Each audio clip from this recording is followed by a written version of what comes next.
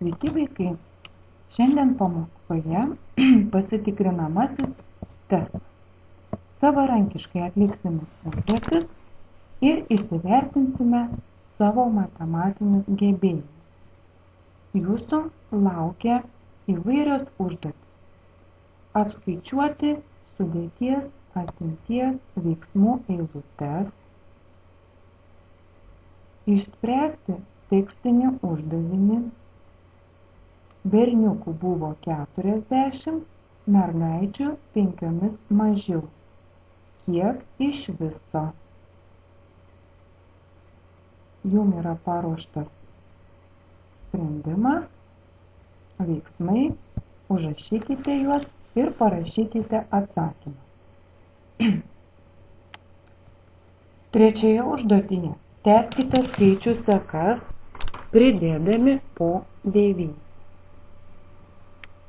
Įsižiūrėkite, kaip keitėsi vienetai ir kaip dešimtis. Tada užbaikite sakinį. Dešimtis kaskart vienetų reikia pabaigti žodį, o vienetai su įrašykite čia tinkamą žodelį. Ketvirtoje užduotyje vėl reikia pratęsti skaičių sekas. Penktoje užduotyje pažymėti rodiklėmis maršrutinio taksi kryptis ir nuspalvinti jo maršrutą.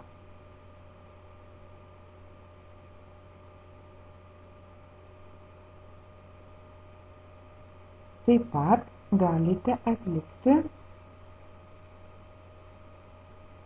ir 61 B mokomąjį testą. Suskaičiuoti veiksmų eilutes stulpeliu. Antroje užduotyje užbraukti tuos atsakymus eilutės skaičius, kurių nėra šių veiksmų atsakymai. Trečioje užduotyje Matas ir Valė metė po 20 kartų monetą ir užrašė, kaip ji krito, herbu ar skaičiumi į viršų. Jūs dabar parenkite ir užpildykite lentelę. Įrašykite į vieną pusę vaikų vardus, Matas, Valė, vertikaliai rašykime skaičius herbas. Ir sudarykite lentelę, kiek kartų jiem iškrito. Skaičius ar herbas. Ketvirtoji užduotis.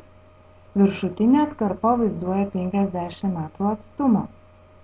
Spėkite ir parašykite, kokius apytiksliai atstumus vaizduoja kitos atkarpos. Nematuokite liniuotę. Spėkite apytiksliai. Pirmoji atkarpa yra 50 metrų.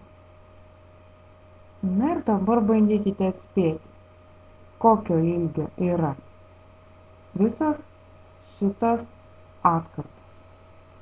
Ir parašykite. Gero jums darbo, teisingai suskaičiuokite, lauksiu jūsų darbų.